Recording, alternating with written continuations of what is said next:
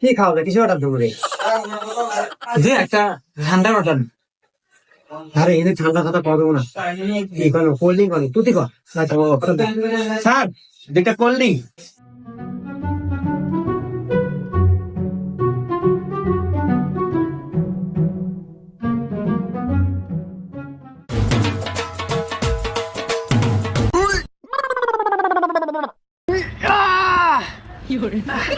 কে বন্ধু খুলে না কে?